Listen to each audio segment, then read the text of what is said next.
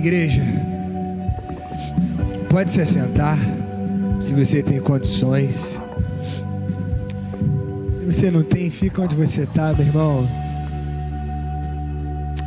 Eu prometo que eu vou ser rápido, mas eu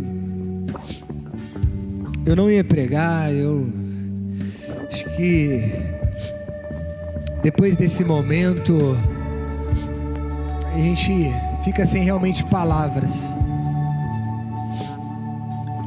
Mas eu preciso entregar algo que o Senhor fala comigo desde quando eu descobri que era eu que ia ministrar aqui. Obrigado, meu irmão. Eu preciso de 10 minutos da sua atenção. Se eu pudesse dar um título para essa pregação, ela se chamaria O Custo do Evangelho. E antes de adentrar no texto, eu preciso te fazer uma pergunta. É uma pergunta retórica, então responda para você mesmo. Alguém sabe me dizer aqui o que é Evangelho? Defina para mim. O que é o Evangelho?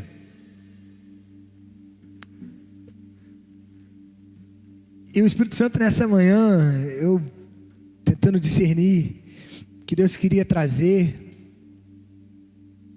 e eu fui pesquisar e eu fiquei nessa pergunta: o que é Evangelho? Nós dizemos que somos evangélicos, mas de fato o que é Evangelho? E eu fui no dicionário, como um bom mestre, se assim eu posso dizer, e Evangelho nada mais é do que boas novas. Não, Paulo, mas o que isso quer dizer? Na quarta e na quinta, se não me falha a memória, a pergunta que o pastor Djalma trouxe em um dos textos era: o que eu preciso para ser salvo? E aí nós temos lá as questões dos princípios que o pastor Djalma trouxe. No dia de ontem, o Túlio trouxe essa pergunta que agora me fugiu da cabeça, mas os irmãos vão lembrar. E hoje eu lendo um texto, queria que, se você tiver com a Bíblia, vou ser bem rápido, irmão. Eu sei que vocês sabem que eu falo bastante, mas eu não estou em muitas condições de ficar falando. Queria que vocês abrissem, por favor, em Lucas 14. Sabe por quê, meu irmão? Lucas 14, nós vamos ler do verso 25 ao 33. E eu de coração, eu não quero que você me coloque num local de juiz sobre você. Mas essa palavra eu tenho ruminado nela alguns dias. E ela é uma palavra de muito confronto. E eu sei que talvez não tenha muito a ver com o clima que nós estamos, né? Mas o que eu acho engraçado e esse jogo que acontece no Evangelho, no momento que nós estamos desfrutando, na maioria das vezes, pelo menos comigo é assim, não é uma regra, mas é nos momentos que eu mais sou confrontado. Sabe por quê? Porque quando eu olho para Cristo, quando eu me aproximo dele, as coisas de mim começam a sair. E vamos ao texto. Lucas 14, verso 25. Grandes multidões o acompanhavam, e ele, voltando-se, lhes disse. Esses 3 versículos que vão seguir agora, aliás, os 2, 26 e 27, são a base para a gente poder entender o que Jesus está ensinando àquelas pessoas. E diz assim: se alguém vem a mim e não me aborrece, ou em algumas versões, não ama a seu pai e mãe, mulher, filhos, irmãos e irmãs, e ainda a sua própria vida, não pode ser meu discípulo. Segundo princípio que Jesus está lançando: e qualquer que não tomar a sua cruz e vier após mim, não pode ser meu discípulo. Aí agora Jesus vai fazer uma parábola, vai fazer uma analogia com duas coisas. Primeiro, com uma construção, e ele diz: pois qual de vós, pretendendo construir uma torre, não se assenta primeiro para calcular a despesa e verifica se tem os meios para concluir? É uma pergunta. Então, trazendo para os nossos dias, quem aqui não tem casa própria, que quer construir? Eu tenho o sonho de construir minha casa. E a primeira coisa que eu tenho que fazer é o quê? Sentar e fazer conta. Pegou isso, né? Por que a gente tem que fazer conta? Olha o que ele disse: para não suceder que, tendo lançado, ou seja, tendo começado os alicerces, e não a podendo acabar, todos as que a virem zombem dele. Ou seja, eu vou começar uma construção, começo pelo fundamento, eu abro as colunas, vigas e o dinheiro acaba. As pessoas vão passar por aquela casa e falar assim: começou e não terminou. Estão comigo aqui, gente? Então tá bom. Dizendo: este homem começou a construir e não pôde acabar. Segunda analogia que Jesus fez.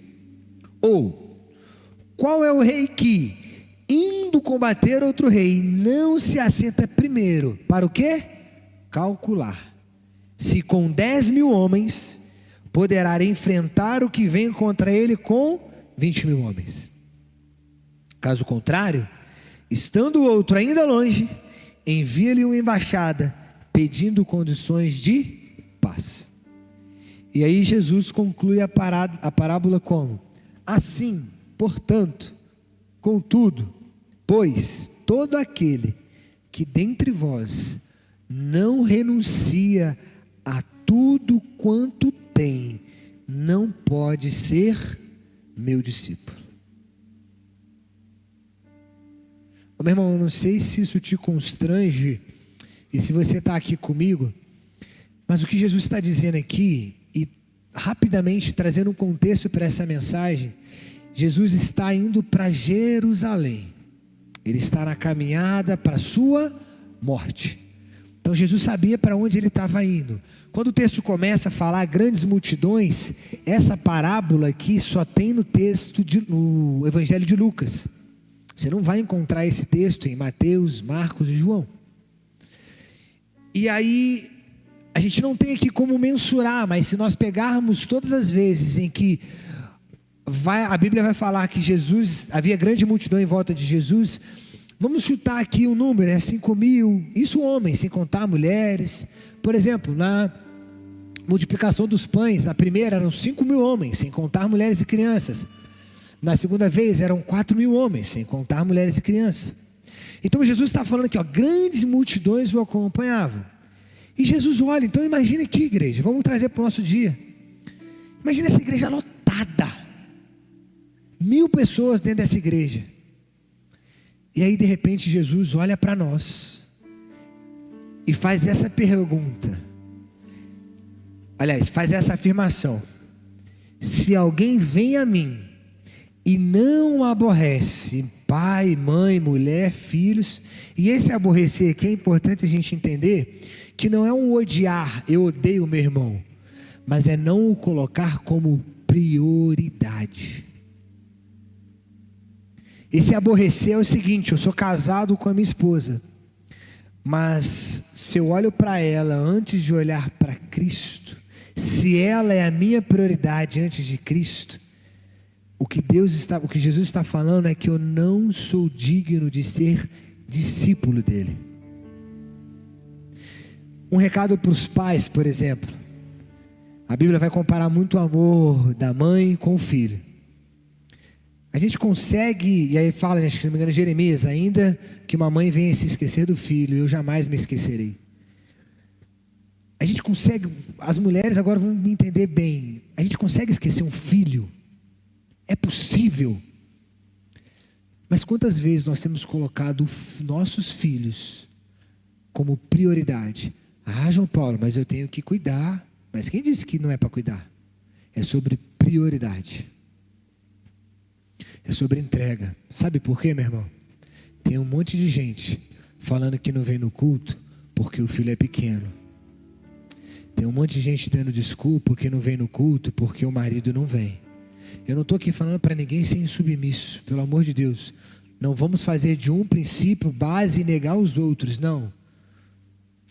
Mas o que Jesus está falando aqui é: se você não aborrece seu pai, sua mãe, seu irmão, sua mulher, seus filhos, aí aqui está o pulo do gato. Ou seja, no bom português é uma conjunção de adição. Ou seja, não é nenhum, não é o outro, é os dois. Então aqui, primeiro princípio, ele está falando de algo externo, agora ele está falando de algo interno. E ainda a sua própria vida. Não pode ser meu discípulo. Segundo princípio, que aí a gente já vai caminhar para a conclusão, irmão, porque eu só tenho uma pergunta e eu vou encerrar com uma pergunta. E você resolve com Deus lá no seu secreto. E ele continua, mais uma vez.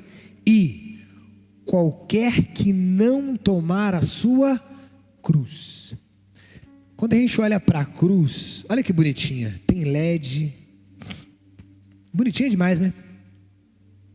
Mas naquela época, meu irmão, sabe o que era a cruz? Era a morte mais humilhante que existia. Era a morte mais humilhante. E Jesus está dizendo: qualquer que não tomar a sua cruz. O que isso quer dizer, meu irmão? Aquele que não tomar a sua própria humilhação. E aí tem uma outra conjunção de adição aqui. E vier após mim. Ou seja, como fomos ministrados aqui, ele já abriu o novo e vivo caminho. Ele já abriu. E ele fala, e tomar a sua cruz, ou seja, tomar a sua humilhação. Sabe por quê, meu irmão? Às vezes a sua humilhação, eu não estou falando sobre relacionamentos interpessoais, eu não estou falando sobre eu me humilhar para o Anderson, ou ele se humilhar diante de mim, não. Mas às vezes a sua humilhação é você abrir mão das suas vontades. Às vezes o seu sonho era ter 2 filhos, mas Deus te chamou para ter 5. Às vezes você quer ter 10 filhos, mas Deus te chamou para nem se casar. E a palavra de Deus fala: se você não estiver disposto a tomar a sua humilhação, mas não é só se humilhar e ir após o pastor, após a pastora, não, após mim, e quem está falando aqui é o próprio Cristo. Não pode, não é uma questão de eu não quero, eu não posso.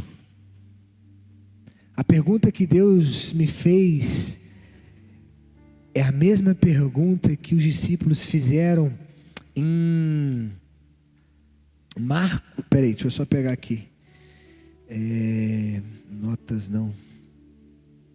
Aqui, ó, marca as páginas. João 6. Numa outra parábola, num outro contexto. Eu já estou realmente concluindo, meus irmãos. É no máximo até 6:30. E Jesus está falando que Ele é o pão da vida. Ele está diante de outra multidão. O contexto é bem semelhante. Ele está: eu sou o pão da vida, e etc. E aí, no versículo 60, João 6, versículo 60.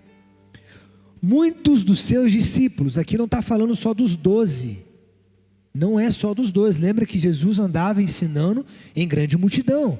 Naquela época, quando você tinha um rabi, um mestre ensinando, você tinha diversas pessoas, e essas pessoas eram chamados de discípulos. E olha a pergunta, e olha, depois de Jesus falar sobre Ele é o pão da vida, ensinar vários princípios. Olha o que as pessoas dizem sobre o discurso de Jesus. muitos dos seus discípulos, tendo ouvido tais palavras, disseram: duro é este discurso, quem o pode ouvir? E aí aqui eu quero realmente caminhar para a conclusão, dizendo que Jesus, olha o que ele continua falando: mas Jesus, sabendo por si mesmo que eles murmuravam a respeito de suas palavras, interpelou-os: isto vos escandaliza? Que será, pois, se virdes o Filho do Homem subir para o lugar onde primeiro estava? Ou seja, o que pode acontecer se o Filho do Homem, ele falando de si mesmo, retornar ao lugar que antes ele estava?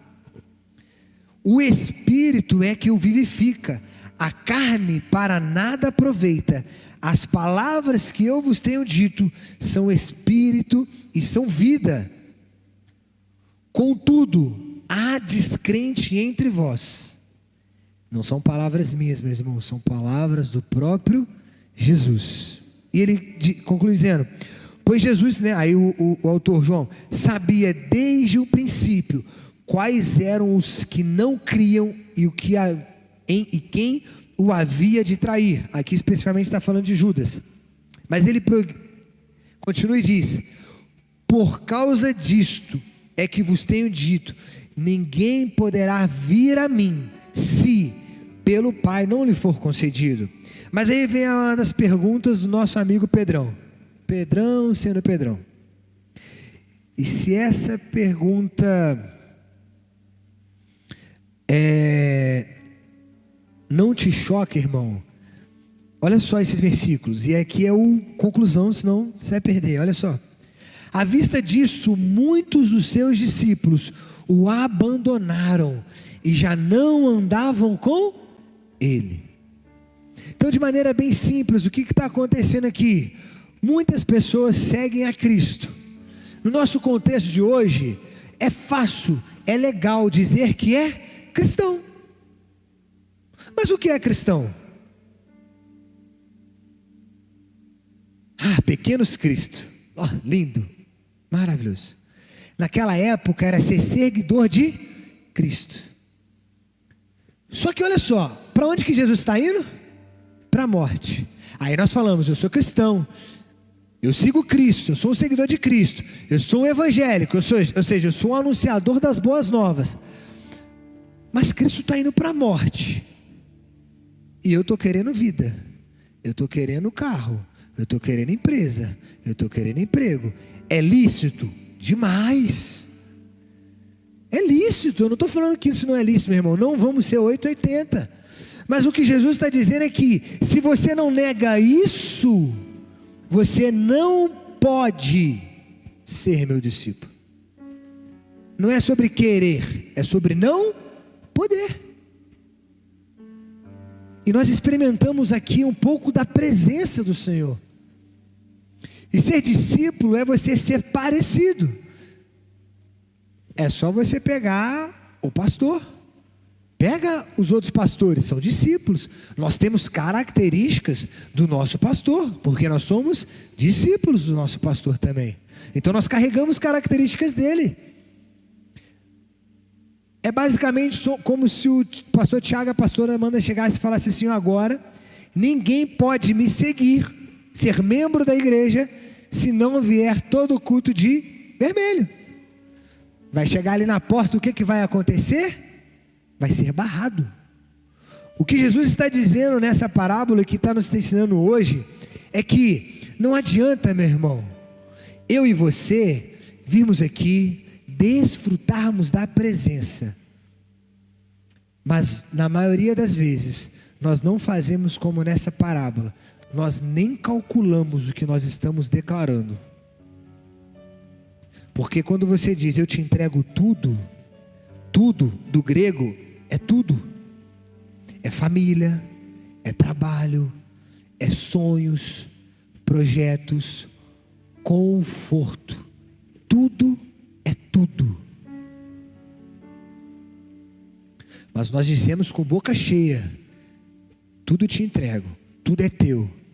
Mas nós não paramos para o quê? Calcular. E sabe o que acontece? A gente começa a fundamentar o alicerce, mas chega uma hora que o Evangelho começa a te pedir aquilo que você disse que iria entregar e não está disponível para entregar. Ou então, você até está mantendo, está tentando ali perseverar, não desanimou, mas você só continua vindo aqui na igreja. Aí sabe o que você faz? Você quer fazer paz com o mundo. Sabe por quê? Porque o Evangelho é renúncia, é guerra. Com quem? Comigo? Não. A palavra de Deus fala que a nossa guerra é espiritual, contra principados e potestades. Aí a sua família começa a ficar doente. Aí você começa a perder o emprego. É o capeta, é isso. Aí para você, com medo, o que você começa a fazer? A pedir paz com o mundo. Aí você quer se aliançar pedindo paz com o inimigo. Mas o que Jesus conclui dizendo no texto que nós lemos em Lucas, e eu realmente estou concluindo, gente. Em Lucas 25, no versículo 33, depois ele elencar exatamente isso, ele fala: assim, todo aquele que dentre vós não renuncia a tudo quanto tem, não pode ser meu discípulo. Palavra dura, né? Mas foi isso que a grande multidão disse para Jesus. E aí sabe o que eu acho mais? E nós ontem, sem sabermos, estávamos conversando entre algumas pessoas. O que mais me choca nesse contexto que eu quero trazer é que Jesus olha para os seus 12, para aqueles que estão perto, porque se a gente for olhar aqui, a igreja não está cheia, daqui a pouco a igreja vai estar cheia. E aí a pergunta, vamos supor que a igreja, a multidão foi aqueles que foram embora e restaram cada um de nós aqui. E sabe o que Jesus falou? Olha o que Jesus falou. Ele veio passar a mão? Não. Olha o que Jesus fala. À vista disso, muitos já não o abandonaram e não andavam com ele. Então Jesus perguntou aos 12, agora é para os 12, é para quem está íntimo, é para quem desfrutava da presença, para quem desfruta da mesa, tem essa pergunta. Qual que é a pergunta? Porventura quereis também vós outros retirai-vos? E aí, meu irmão? Quer ir embora? A pergunta de Cristo para nós hoje é: você quer ir embora? Vai. Mas para de querer começar uma coisa sem antes saber se você está disposto a entregar aquilo. Para de começar a querer enfrentar guerras que você não está disposto a renunciar coisas de você. Sabe por quê? O que vai acontecer? Você não vai concluir o que você começou, e você vai começar a sofrer e querer fazer paz com o mundo. Quem vai passar vergonha não é Cristo, é você.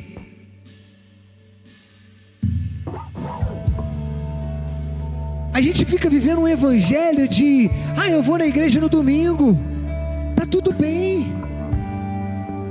Eu já vou no GC na quinta-feira. Meu irmão, que evangelho é esse? Porque quando a palavra de Deus diz em Atos: e ao descer sobre vós o Espírito Santo, sereis minhas testemunhas. Testemunhas aqui é Marte. Marte é quem morre. Meu irmão, se você não está disposto a morrer em prol do Evangelho, não começa. Aí você vira para mim, me desculpe, com todo o coração assim, mas você vira para mim e fala assim: João Paulo, mas é porque eu não tenho condições. Mas de verdade, qual foi o mês? Se você fizer uma conta, eu vou trazer para o nosso contexto de Conferência do Espírito Santo, de carisma. Eu sei que cada realidade é uma realidade, pelo amor de Deus, não me julgue. Mas de verdade, será que você durante um mês, você não consegue economizar para pagar R$200 para investir no seu ministério? Será que você não é capaz de vender uma coisa que você gosta para pagar um seminário que vai te capacitar para viver o chamado que você disse que você tem? Meu irmão, eu não estou aqui para te julgar, porque essa palavra, antes de chegar até você, tem me cortado há dias. Mas de coração, meu irmão, que evangelho é esse que nós estamos dizendo, que batendo no peito lá fora, dizendo: eu sou cristão. Mas sabe por quê? Hoje a igreja, ela vive um nível de emocionalismo muito grande. Porque é legal quando vem um riff na guitarra, quando vem uma virada na batera, quando toca a nossa alma. Mas, meu irmão, o Espírito Santo, ele não trabalha com alma, ele trabalha com espírito. A palavra de Deus vai dizer em Romanos: apresentei o vosso corpo como sacrifício vivo, santo e agradável, que é o culto racional. Não é irracional, não é de qualquer maneira. Então, meu irmão,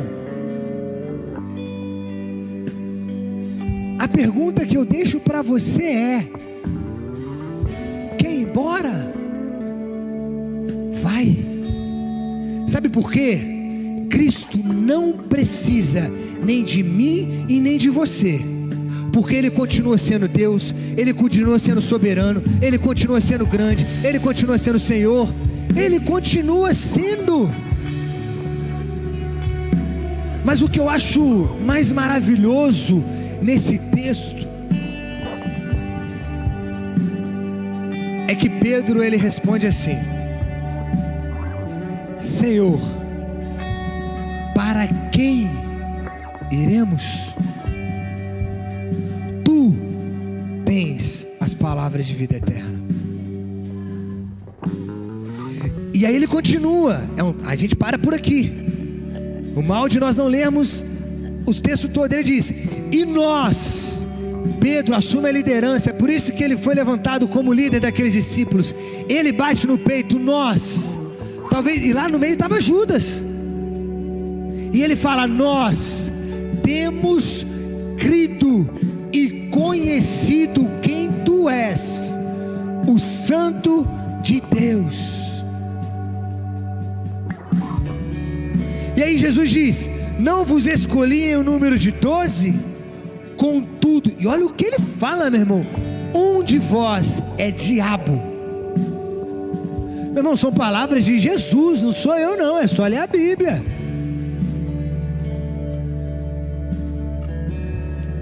Meu irmão, eu não estou aqui para te julgar, eu não estou aqui para dizer que você tem que largar o seu emprego, tem que, meu irmão, como eu falei, é você e Deus no seu secreto, o BO é com você, não tenho nada a ver com esse rolê.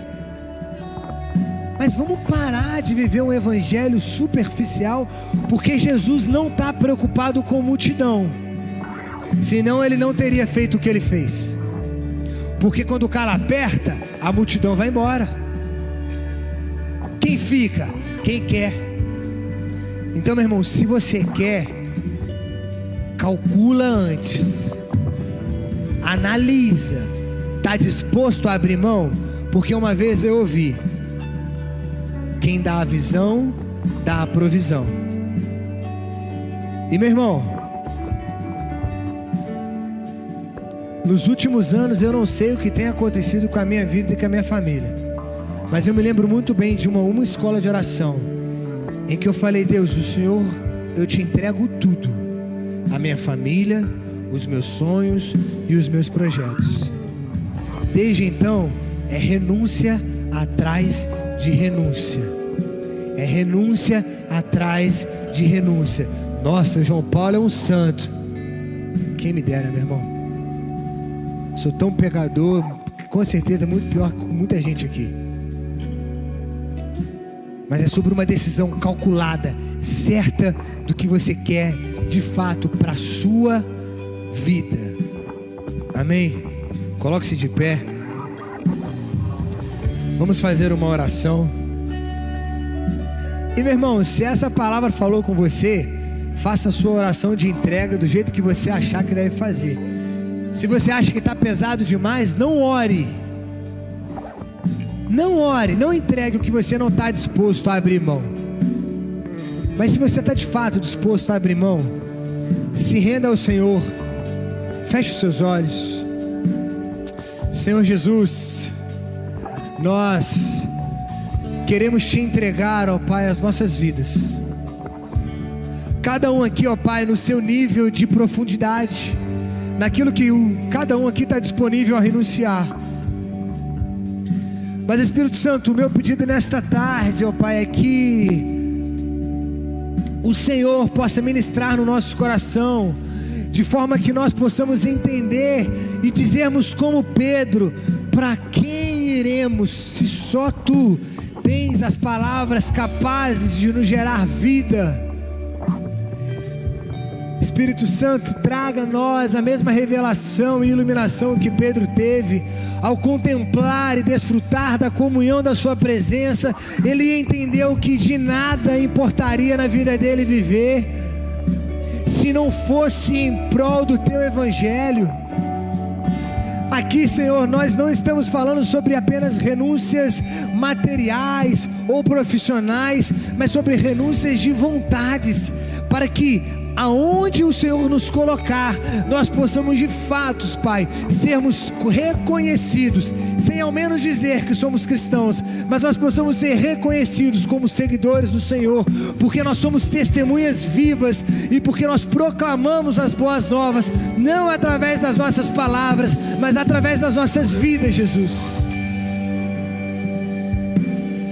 Espírito Santo, nos conceda entendimento para discernir essa palavra, para discernir tamanha profundidade ou tamanha renúncia que o Senhor quer de cada um de nós aqui.